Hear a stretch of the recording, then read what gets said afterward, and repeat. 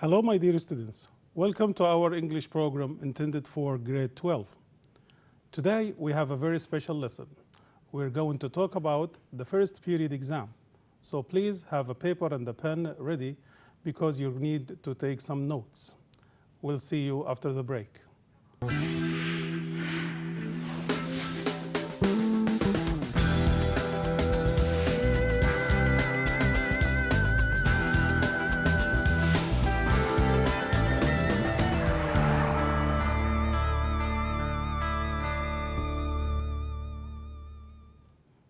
Welcome back, students. We're going to focus now on the first period exam. So please pay attention because we're going to talk about all the components, the major components of your exam. So pay attention to the changes that have been made. Now I want you to look with me. See, this is actually, as you know, this is for grade 12. This is the first period exam. Let's talk about the components of the test. All right. Now the test has seven more important components. We shall start with the first one, which is vocabulary. The vocabulary, as you know, it's about all the important vocabulary items that you have studied. Then the second part is about grammar. The grammar is about the use of structures that you have already studied through present, past, verb, and nouns, and all the components of the structure of English. Then we will talk about functions, and this is actually for the situations that you will need to know. Then I move to sit book questions. The sit book question is number 4, which is about the questions of your course. Now, part number 5 is about writing or writing composition. Number 6, it's about reading, but this time you will have reading comprehension plus summary making about the same reading passage. Number 7, and this is supposed to be the last one, is about translation. Translation, as you know, we have 2 types of translation. We start with number 1, which is from English into Arabic, and this would be 3 to 4 sentences from the reading text. Then the second type is about Arabic to English, and it would be 2 sentences from your textbook or the lessons you have already studied. Now let's have a look on each one of them. Okay, vocabulary. What you study in vocabulary should be stored in your mind. It's all about the meanings of the new words. Now let's see. The first type is you're going to read the sentences and then you choose the correct answers. Number 1, the blank decided that the criminal was guilty and he should be jailed. Now the choices are grievance, welfare, boom, and jury. Now try to notice we have a relation between the words. For example, here we have the word criminal and we have the word guilty. So the most suitable word will be jury. That's right. Now think about the second one. 50,000 people have been blank by the Civil War. Now look at the options. We have valued, necessitated, displaced, and afforded. So if we are talking about thousands of people, they have been displaced. Now move to number 3. The entire organization is funded by blank donations. Incapable, charitable, inevitable, animated. So normally, as I told you, there are a kind of relation between words and each others. Now we have donations, so think about it. Yes, the answer is charitable. Very good. He had all the blank of a great leader: charisma, energy, discipline, and resourcefulness. So we have minorities, liberties, attributes, and appeals. So he had the, as you know, these are all qualities. It is attributes. Very good. Now, number 5, science has proved that whenever you blank blood, your blood circulation improves. Now, think about this. We're talking about blood. So, what do you do when you give blood? What is the word that means you give blood? Think about that. Yes, take your time. You have 4 options. Okay, see the answer. Donate. Very good, excellent. Now I shall move to the second type of the questions about the vocabulary. Let's see. Now fill in the spaces. It's about some vocabulary items will be provided, and then you should read them carefully, try to know the meaning, and then you read each sentence and choose or fill in the spaces with the correct answer. Let's see one by one. I shall read the words first. Enforce, compassionately, innocent, claimed, invisible, and dire. Number 6, under criminal law, people are presumed blank until proved guilty. Now we're talking about the law. We have someone who can be guilty. So what is the option? What is the right word here? The right word is, yes, what is it? You're right, it is innocent. As I told you, the relation between sentences or the relation between words, we have guilty and innocent. Governments make laws and the police blank them. Now think also about the same sentence. We have different options. Yes, which one? Very good. Enforce. Okay. Martin blank that he was with his friends at the time of the murder. Now, if you think of the words here, you have the word murder, and people might be, or Martin here might be accused. So, what do you think he would do? He should, yes, correct. Your answer is correct. It is claimed. Now, let's move to see the others. Okay. Using a telescope, Galileo discovered stars that were blank to the naked eyes. Now, actually, we all know Galileo, and he used a telescope. Why do you think he used the telescope? Think of the word. Yes, it is.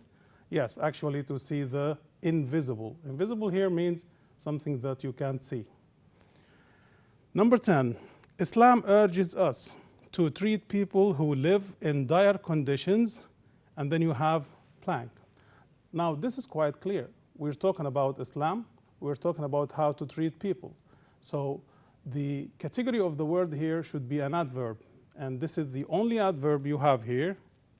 So the word is compassionately. That's good. Now let's move to talk about the other section. So we have already studied vocabulary and we took examples.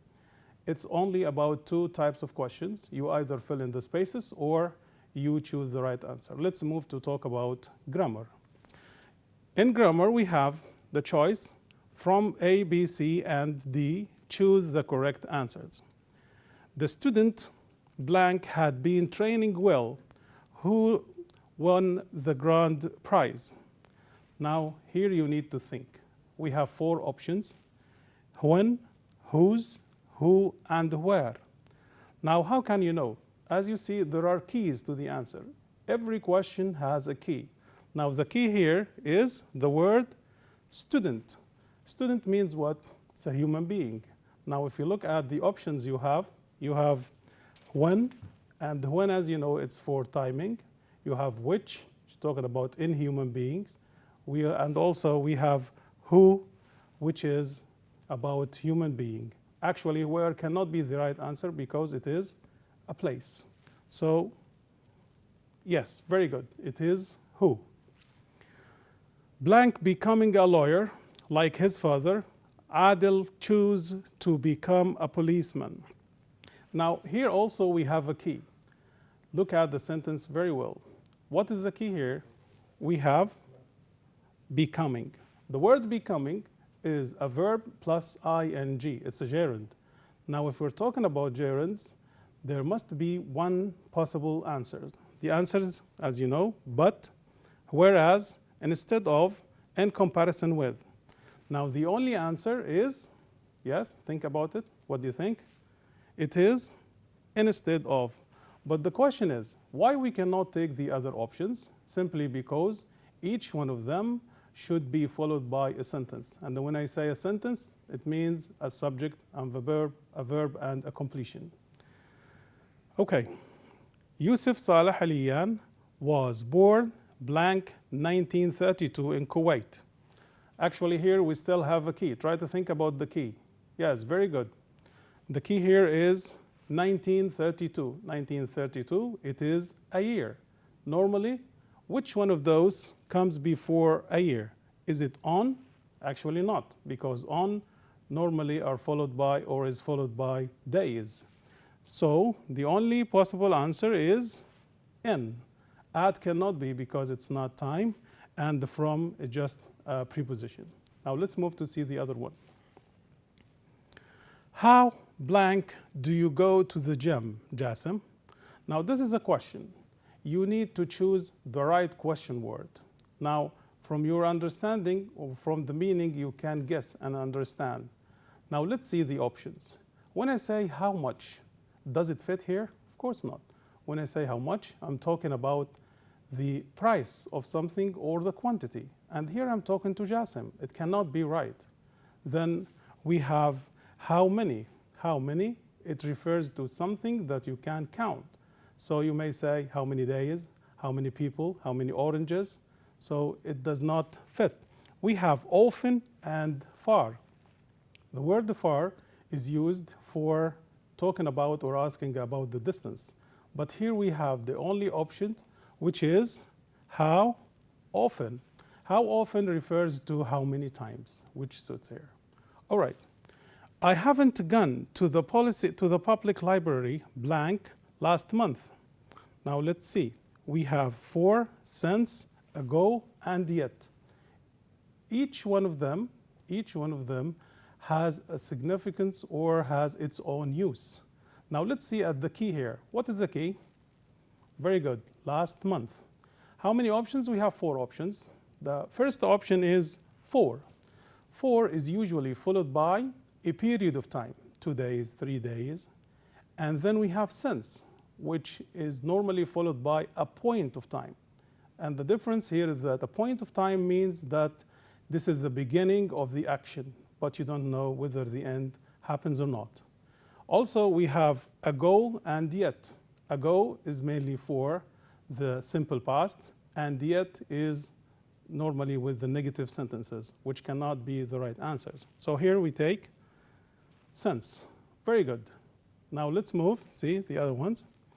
This is the second type of question. Second type of question about grammar is that you are given sentences and you will be asked to have a special task or to do something specific. Let's see one by one. Our school has spent a great amount of money on the renovation of our library. Change into passive. When I talk about passive, it means I am going to focus on the object, not the subject. So first of all, 2 important points to change sentences into passive.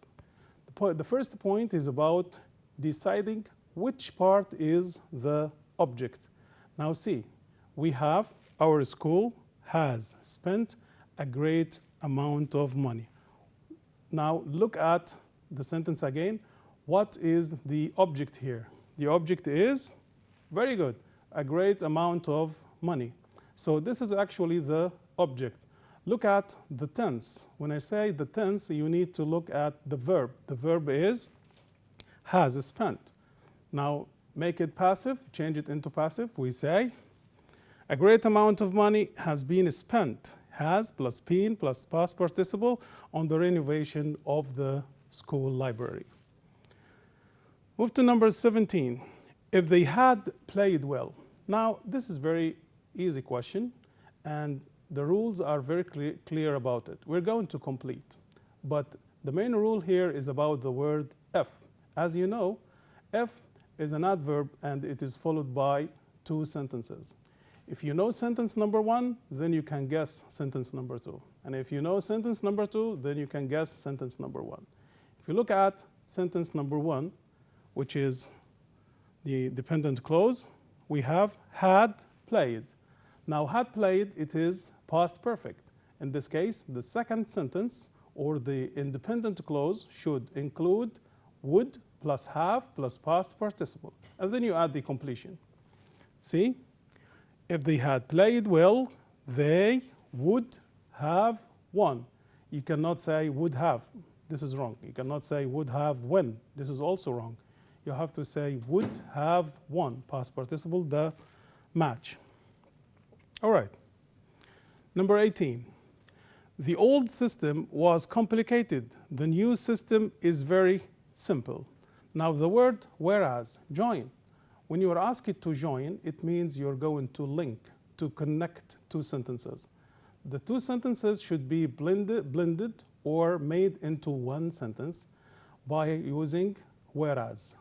Now, whereas is mainly used to link two sentences with contrast in meaning. But how can I know that there is a contrast in the meaning here of the sentences? Just try to define. Look at the keys again.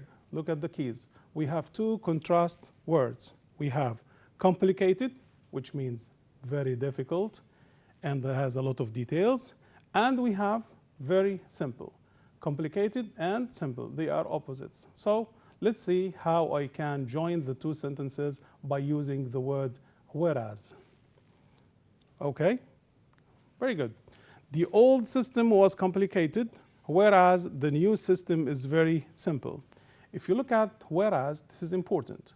When you use the word whereas, the conjunction, it should be preceded by a semicolon and then followed by a comma, because punctuation is very important to have meaningful and right sentences. Let's move to see the other one. The police have worked hard on this case. Add a question tag. The question tag has one main function. It means you are making sure that your sentence is right or wrong. You're just trying to know if it is right or wrong when you're talking with another person. So it's normally the opposite. So if the sentence is affirmative, normally the tag question is negative, and if it is negative, the tag question will be affirmative. Look at the sentence here. Have worked. Is it negative? No, it's not negative. It's affirmative. So the tag question should start with the negative form. We have, so how do we say it? We say, very good. We say, haven't they? And as you see, we use the negative form and it should be contracted, or we should use contraction. You do not say, have not they, but you say, haven't they? Let's move to see. Number 20, telephone and postal services are slow. Computer-based communication is extremely fast. Join with, in comparison with. In comparison with also is used when we compare between two things. Now we are comparing between two systems here. Now see, how can I know that we have two opposing or comparison between two things? We have the word slow, and then we have the opposite, which is fast. All right, now let's use the word in comparison with. Very good. In comparison with telephone and postal services, which are slow, computer-based communication is extremely fast. Pay much attention to the meaning. It should be correct. Now, the third section. So we have already talked about the first section, which is vocabulary in your exam, and then the second section, which is about grammar. Now, section number 3 in your exam will be about the language functions. Language functions, as you know, it's about situations. You imagine, you should use your imagination. You try to think, if I am in this situation, what I would say, how can I respond? Is it good to agree? Is it good to disagree? Or it's better to give your opinion? So it's important to have this kind of imagination. You imagine yourself as if you were in the same situation. But you should be very logical when you give your response. Look at the first situation. Your friend has a lot of clothes and he doesn't know what to do with them. Now, if you are in this position, if you're talking with your friend, he told you that he has a lot of clothes, but he doesn't know what to do. In this case, I think that the best answer, because these situations may have more than one answer, but they should be suitable, the best answer should be related to either suggestion or advice. You may give him a suggestion, suggest something, or you may give him a piece of advice. If you suggest, what will you say? Yes, that's good, great. All right, if you like to give a piece of advice, what your advice should be, let me see. I suggest you give them to any relief agency, or if you want to give a piece of advice, I advise you to donate them for charity. Now notice the difference between the use of words. When you suggest, you say, when you express suggestion, you use I suggest. And when you express advice, you may use I advise you. It's better to if I were you. These are all different ways for expressing advice. Let's see another situation. A new educational center will be opened to serve the whole community in your area. Now we have an educational center. This is a piece of news. How do you respond if you are told that a new educational center will be opened in your area? Now, is it good to use apology, to say I am sorry? Of course not. This is not logical. You've got to be logical and choose a suitable response. So you may use approval or like. If you're using approval, it means that you're saying that you like this, or it's good for you. It's really a good piece of news. If you want to express like, it also happens and it also carries the same meaning. Let's see the answer. That's great. I approve of that. I approve of that center because we really need it. The second situation also needs your attention. Please try to imagine yourself in the same situation. Someone asks you whether you like to watch football matches live or at home. Most of my students like to watch matches, but people may have different views. Now we have two options. You're going to choose one of them. You're going to express your choice. So the best thing to do here is to express preference or like. Now see, if you want to prefer something, you should choose one and favor it to the other.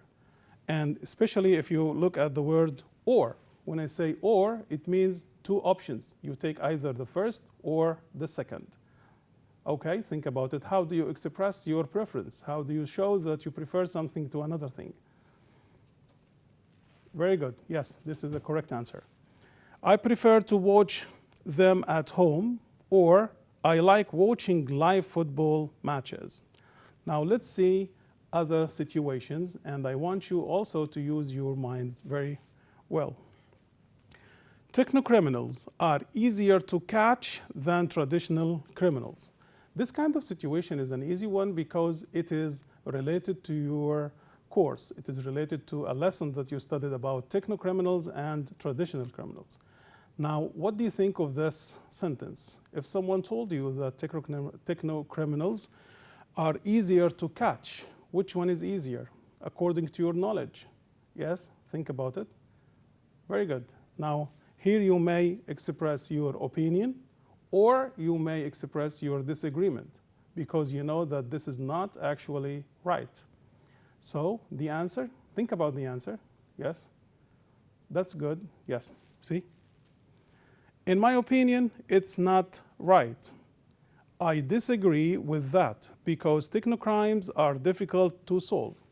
Now, as you know here, I have given you two options or two solutions. But when you give your answers, it's enough to write one logical answer because a situation, as you know, may be answered in two different ways. So it's enough only to write one answer. Another situation is about your brother wants to drive in the rain on very slippery roads. Now think about that. If you are driving in the rain, can you control the car? Now try to imagine. It's raining and you're driving a car. You cannot control the car very well. So, is it safe? No, it's not safe. Of course, it's dangerous.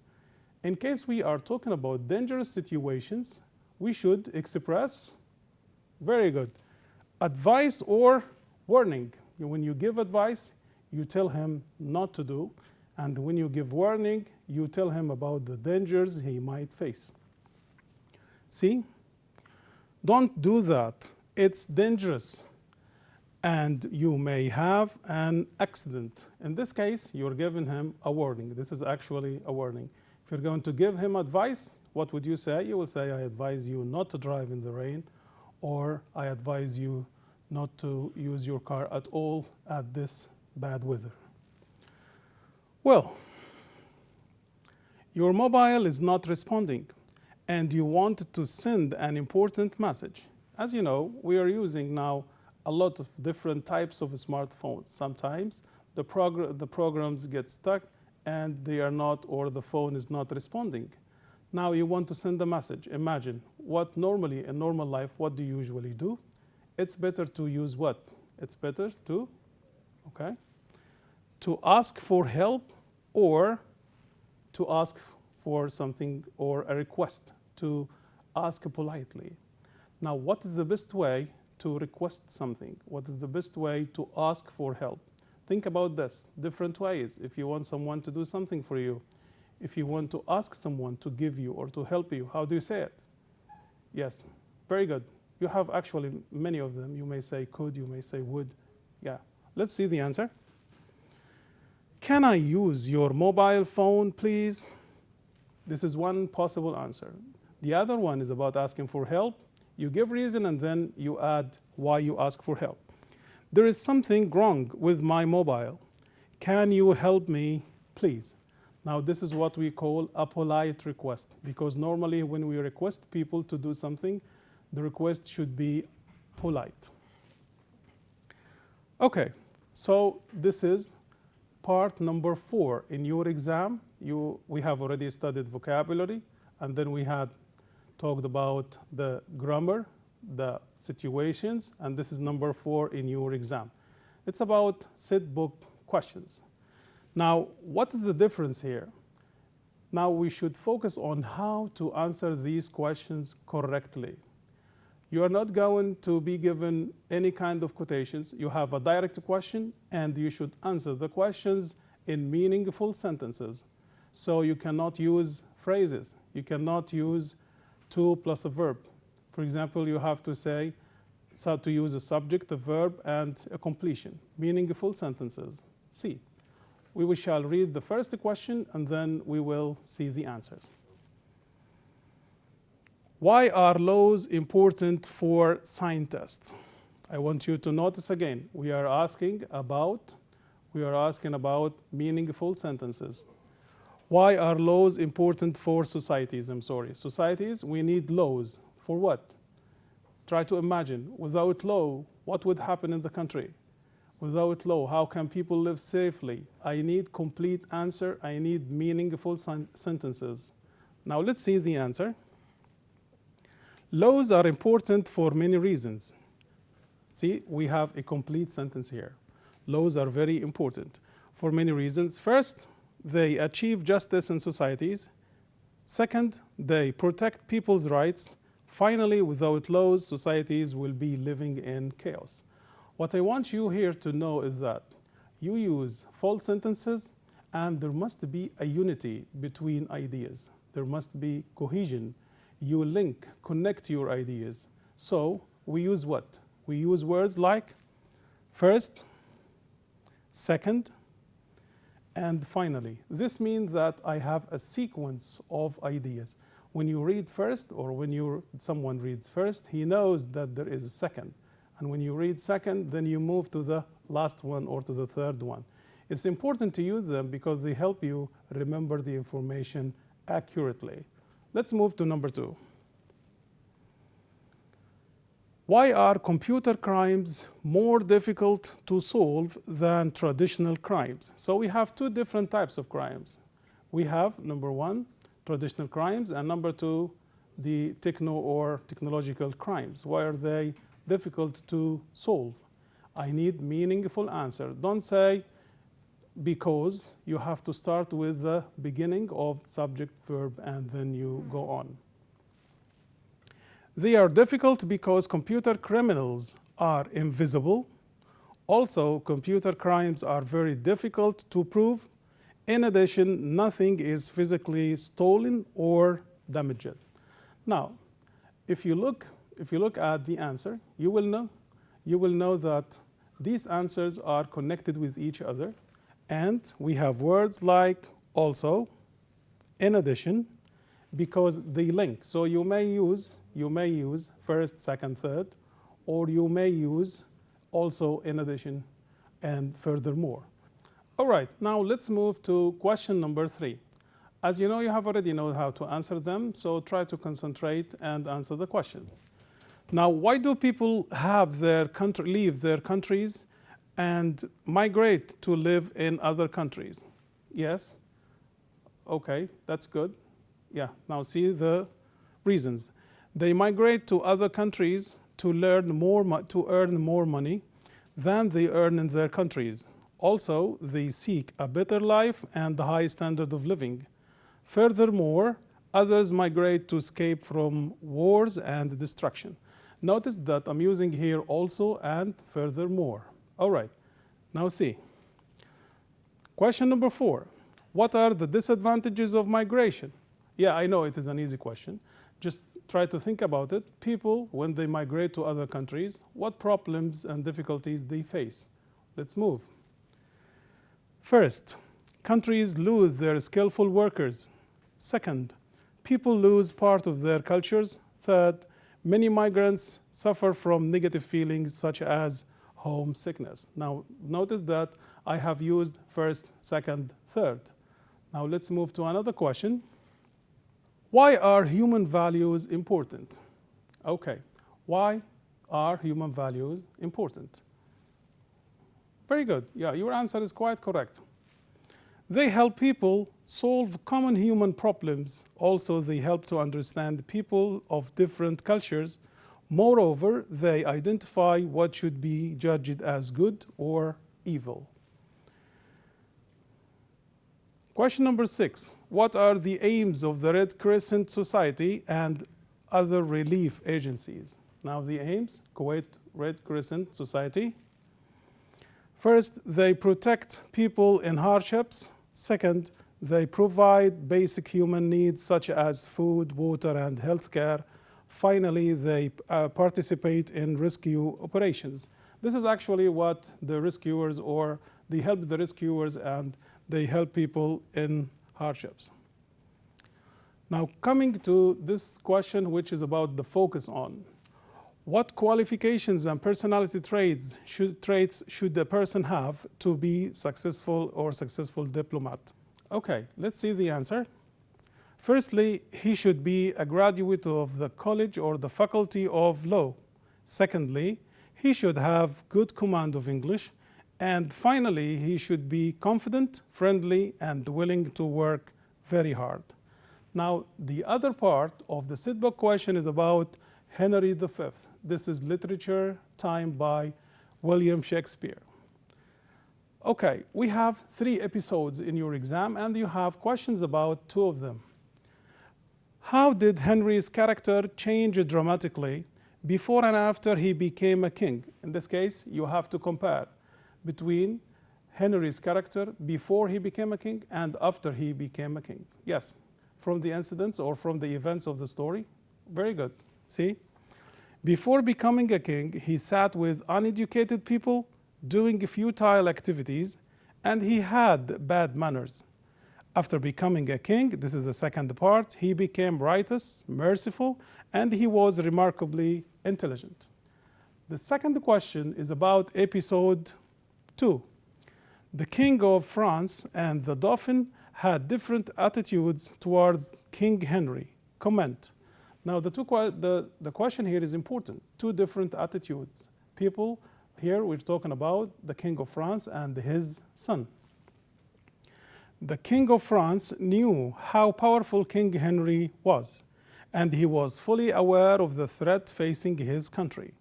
On the other hand, now notice the word on the other hand means I'm going to talk another or the opposite point. The Dauphin, his son, underestimated the king. He believed that he would make an error of judgment and lose the war. The last question is about episode 3. How can a leader like King Henry motivate his army when going to the battlefield? Let's see. It's a leader, the role of the leader. How he motivated his people who are going to sacrifice themselves and their lives in the army. It's in a battlefield. First, he should appreciate their social class and background. Second, he should urge them to be strong and do their best in the battlefield. Third, he should encourage them to be brave to defend their country. This is the last part of the SID book. So it is divided into the questions about the 3 units and questions, 2 more questions about literature time. All right, my dear students, we have already explained 4 basic parts of your exam. We shall take a break for a short time, and then we will proceed to the other parts of your exam. Thank you very much.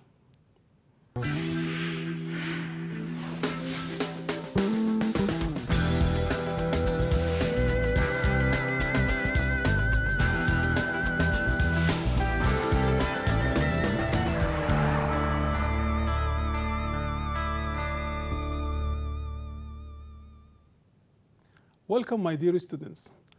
We shall continue what we have started. We are still talking about the first period exam.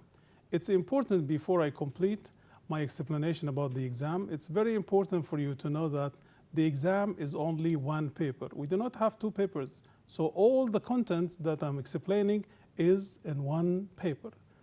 Okay, now let's start. We have already finished SID book. That was part 4. Let's move to part 5, which is about the writing process. Now let's see, when I say writing or a composition, it means you're going to deal with different types of writing and different forms. Let's have a look about the new forms and the forms that you have to know exactly and how to respond and write them correctly. Let's move to see what are they. Okay, so writing, as you see, when we write, you may write a report, then you may also write an email. Then you also will be asked to write an argumentative writing. It's about 2 different views or 2 different points. And then the other type is the bar chart or the pie chart or the bar chart. These are the types and the forms of the writing that we're going to deal with. What I'm going to do is to explain each one of them. I'm going to give you examples and to teach you how to plan and to write these types of writings. Let's see. Now, before we start, it's important to know that any writing or the essay you're going to write should have 3 main parts. What are they? You have the introduction, and then you have the body, and then you have the conclusion. In the introduction, you're going to present your topic and give in some information. But in the body, you talk about the ideas and you develop your ideas, whether you are for, against, you give reasons or you give details about the topic. And then number 3 is the conclusion. This is the end, the last paragraph of your writing. This is the end or the conclusion of your writing. Now let's see. Now I shall start with presenting a topic. We will discuss it in details and then we shall proceed to the other types. Let's see. The picture here is very significant. As you know, one picture carries many meanings. The picture here, as you see, it's about people who are moving from their homes. How can I know? Because I can see old people, families, and children, and they are moving, leaving their countries and moving to another. Now you can guess, what is this writing about? What is the task here? So the topic is what? You are asked here to write a report about, yes, more and more people are leaving their homes to live somewhere else. An estimated 214 million people currently live outside their country of origin, and they have moved for different reasons. Now I want you to focus, try to know what you are required to do. in less than 12 sentences, plan and write a report considering the following ideas. So you're going to write 12 sentences and you will plan these ideas and follow the idea, develop them. The first idea is reasons of migration. So you start counting. This is number one. And then you have the problems you may face. This is the second idea. Now the third idea is feeling of the migrants. Now those are the three main ideas that you're going to deal with in your writing. Let's see how we can plan something like that. So we have three main ideas: reasons, problems, and feelings. Now this is how we start the plan. The plan is about generating ideas, giving details. So the topic is about migration. Then we have the three main ideas: reasons, problems, and feelings. Now we want to generate, we want to write more ideas about each main idea here. The first one, as you know, is reasons. Why do people migrate? Give me reasons. Yes. Number one, disasters, earthquakes, volcanoes happen, so people leave their countries. Yes, the second one is what? Very good, very good. Bad economy. People who have problems cannot get money, do not find what they can buy because they have very bad economy. Jobs. Yes, some people travel and leave their countries to get better jobs. And finally, we have wars.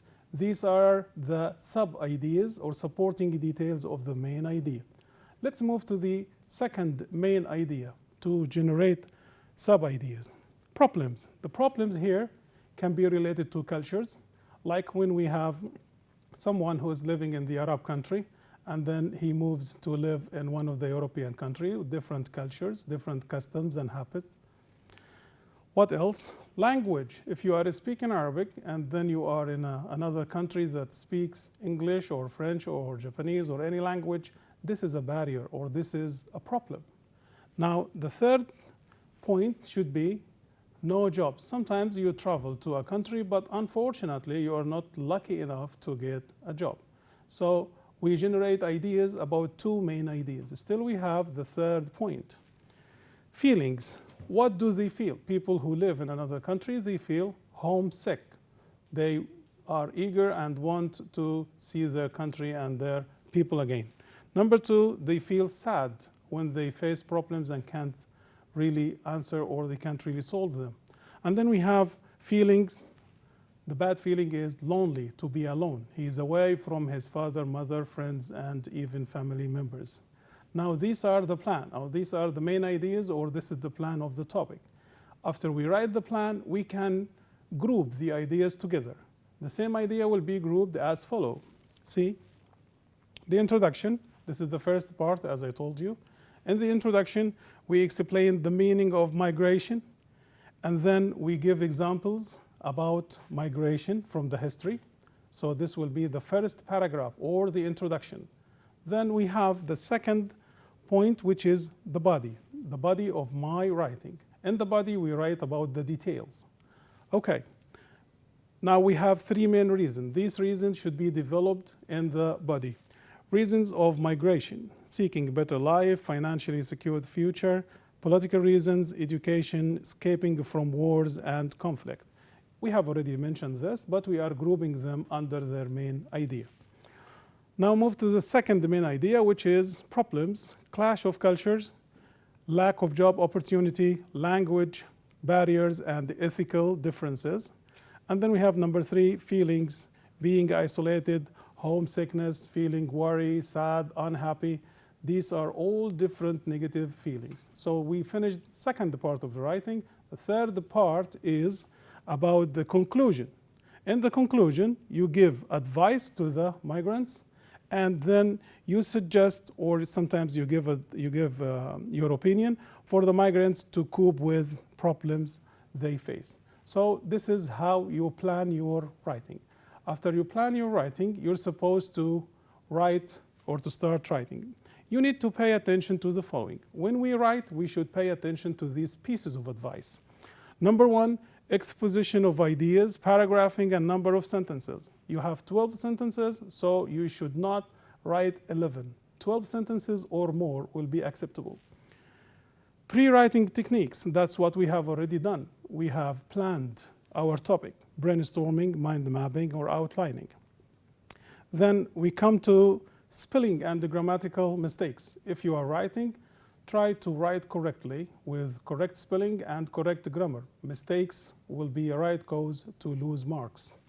And then we have handwriting, spacing, and punctuation. You should add a full stop when you finish a sentence. Start with a capital letter.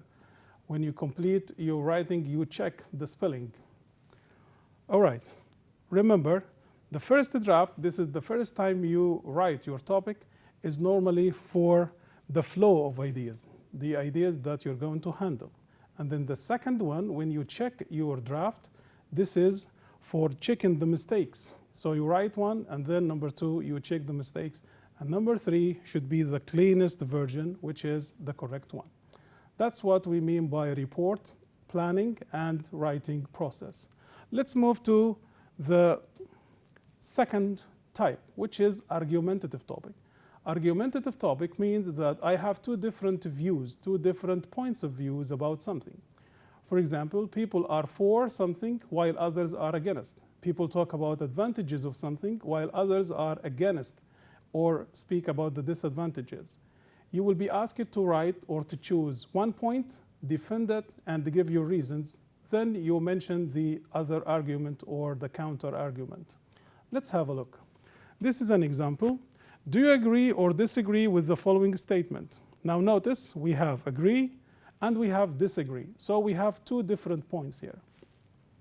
All citizens under the age of 21 should be required to pass a driving education course before receiving a license to drive. In at least 12 sentences. So notice, we have 12 sentences here. Plan and write. You should plan your topic. A report justifying your answers and considering the following ideas. The appropriate age for taking a driving license. Which do you think is better? Is it 16? A person should be 16, 18, 21 years old before he gets his driving license. Then rules for taking driving license and punishment for rules violation if you don't follow the rules. It's important also to know that in our writing or in the composition question, you will not have guiding words. You only have ideas and you will be asked to develop, write about these ideas. But how can we plan such a topic? Now, introduction, as we have mentioned and explained before, in the introduction section, you write general information. Then you start for the body. The body, as you know, in the argumentative essay, you have two different views. So two different views should be added. The first one is about reasons why you are for. And as you know, there you must start with the topic sentence when you give your reasons for something. And then you write the counter argument or the other point of view. In this case, you have to write the topic sentence and reasons why some people are against your opinion or against the topic or the idea. Finally, we come to the conclusion. In the conclusion, you state your opinion clearly. And these are the three main parts: introduction, body, and conclusion. Now let's see. The third type is about charts. In a chart writing, you have information or data. Mainly it is related with numbers and some words. You're going to interpret. You're going to change these numbers and some words into complete sentences. Now have a look. The chart below gives information about car accidents in Kuwait in not less than 12 sentences. Still, we're talking about 12 sentences. Describe the information below. Now look at the chart. So this is the number, or it is about the causes of accidents in Kuwait. See the numbers. The numbers have different categories. For example, here we have total accident, total injured, how many people are killed, how many people become disabled, how many people were actually affected badly by those accidents. And then you have the causes at the end, as you see. The causes of these accidents are overspeed, careless drivers, and crossing traffic. You're supposed to write a complete description of this chart about all the details. Let's have a look. Language of analyzing charts and tables. How can I change these these numbers and statistics into complete sentences? You have to use the following guide expressions and the phrases that will help you to start and finish your writing correctly. Now here, the chart, and as you know, the chart can be a pie chart, it's like circle, or a bar chart, like having bars indicating two numbers and words. The chart or the table shows, you may say reveals, compares, or demonstrates. The data suggest, represent, appear, or provide, whereas approximately, slightly, or more than, and reflecting. This is actually, these words are used when you are comparing between two or three things. Finally, you come to the conclusion. In conclusion, it can be clearly seen, increased, decreased, or gradually. Those are the three types. Now, let's move to part number 6. We have talked about writing. Now we shall talk about reading. And as I told you, in reading, you will have reading questions, and also you will be asked to summarize a piece of writing or a paragraph. In reading, we have to follow some guidelines. Let's see. Tips on reading comprehension. To answer the questions correctly, you have to pay attention to the following. Number 1, always read the question first. Now, some students like to read the text first, which is wrong, because you should have a task. You should have a goal. You are reading for what? What are you reading for? That's why you should start with the questions. So we should highlight, read the questions first. Then, number 2, make sure you understand exactly what each question requires you to do. This means that you read the question many times, try exactly to know what it needs to be answered. Now, this can be highlighted, stop and take a moment to think. Number 3, do not leave any answers blank. It doesn't mean to write anything, but it means that you should read carefully and try to get the answers. Okay. If the question always or says according to the passage or presented in the passage, this means that you read and the answer should be mentioned and you should find it located in the reading text. Every paragraph has one main idea. The main idea is normally the first sentence in the paragraph. So you should be careful and read it carefully. It's easy to find. Finally, you choose what you think is the best answer by eliminating. Now, when you have question and 4 answers, there are some answers that are clear to be wrong. You eliminate them. You don't focus on them and you choose the others. I'm going to give you an example about that. This is, as you see, try to read it. This is a reading text. I'm just showing you the reading text. It has 1, 2 paragraphs, and this is the 3rd paragraph, because it's important to know the number of paragraphs in your writing. And then we have the 4th one. So we have 4 paragraphs. This is an example of what you should do to answer the reading questions. Look at this. Choose the right answer from A, B, C, and D. We have 2 questions here. First, as I taught you before, read the question and then try to find the answers in the reading text. The most appropriate title, it's about the title for the previous passage, is Math is Not Hard Subject, Math in Nature, How to Be Genius in Math, The Importance of Math. The second question is students' concentration should start with a blank. Reading the section, preparing to study, solving problems, analyzing and memorizing. So we're looking for the title and what should we start with when we concentrate. Look at the text again. Yes, try to locate it. That's good. Now, this is what really makes math difficult is the power that the term mathematics has upon people's mind. So it's not difficult, it's just in your mind. You believe it is difficult. Now, preparing to study starts the concentration. Now I got the answers. Let's have a look again. So, the first one is math is not a difficult subject. And the second one is preparing to study, because we have already found these pieces of information in the text. Let's move to other questions. The pronoun them in the fourth line of the third paragraph refers to students' problems, formulas, sections. The underlined word procedures means, now what I want you to think is, we have two words, them and procedures. Try to look again. Yes, this is the word them, and this is the word procedures.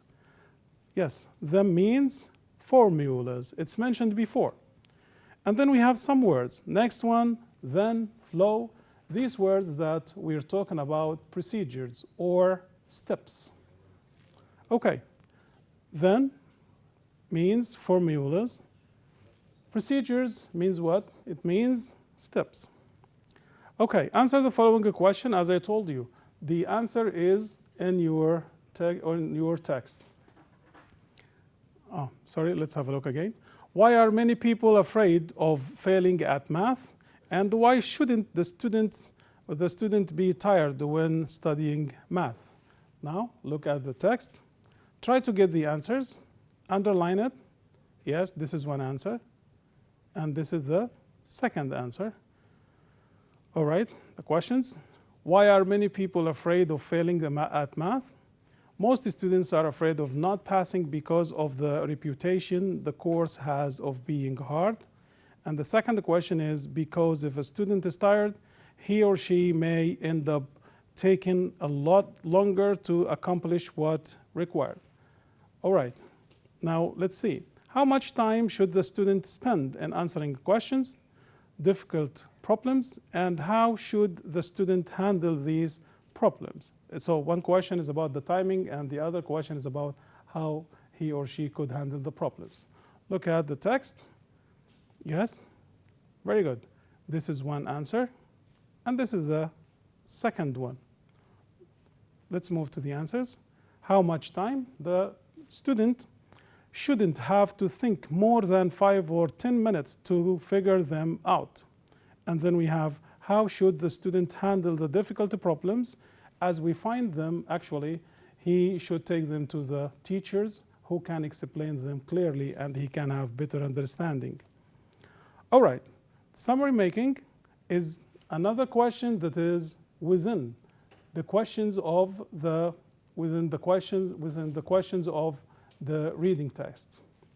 Summary making, when we summarize, as you know, we have to know how many sentences we should mention. We have at least 4 sentences.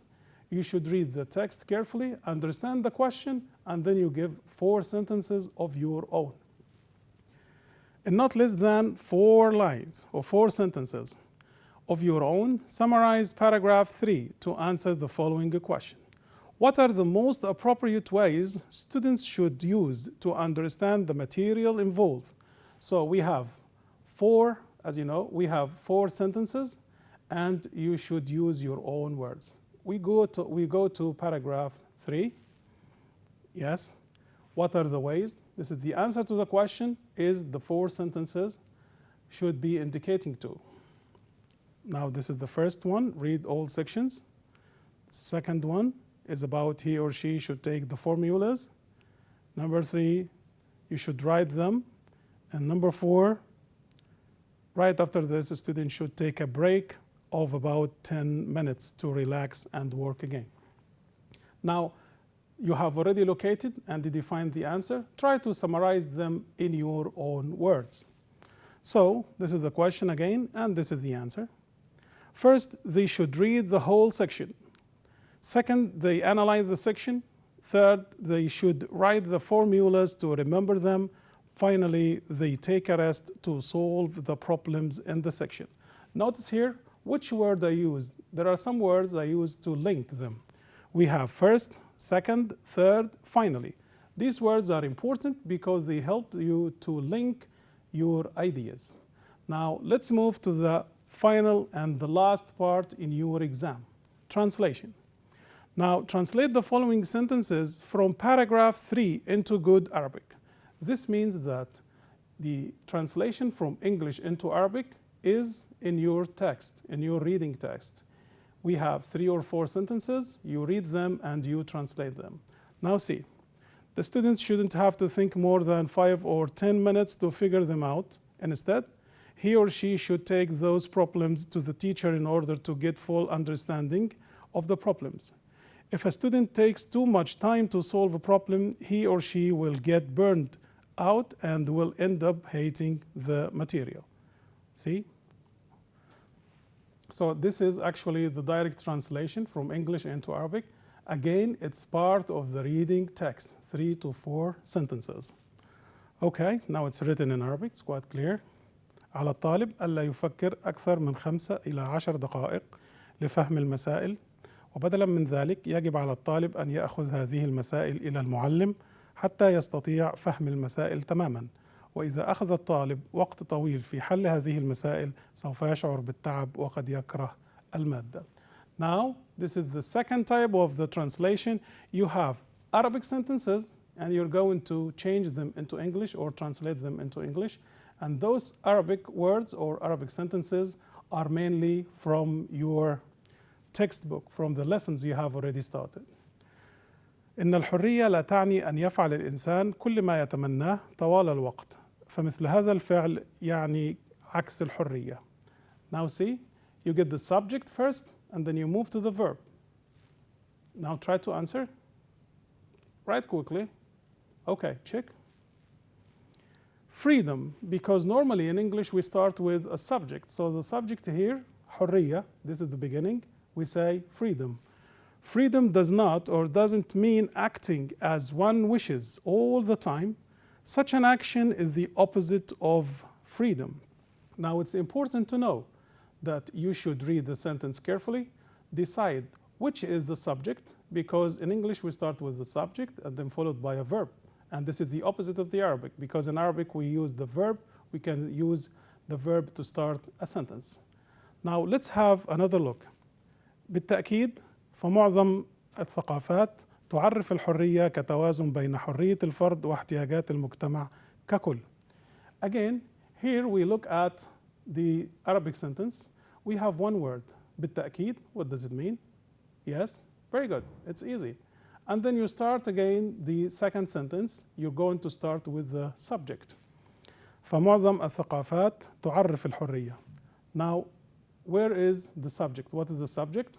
يبقى كلمة the, yes, ثقافات, this is cultures. Now let's see. Sure, most cultures perceive freedom as a balance between individual freedom and the needs of a society as a whole. All right, now we have already explained all about translation and the different types. Now let's see. Before we finish, it's very important for me to tell you again and again that we have only one exam. And in this exam we have 7 main parts. We have vocabulary, grammar, language functions, sit book, writing, reading, and translation. What I mean here is that you should focus on the timing to know how much time you will need to answer each question. Pay attention to the details and the questions, concentrate, and focus on each question to get the right answers. Thank you for your attention. I hope you the best of luck. Thank you.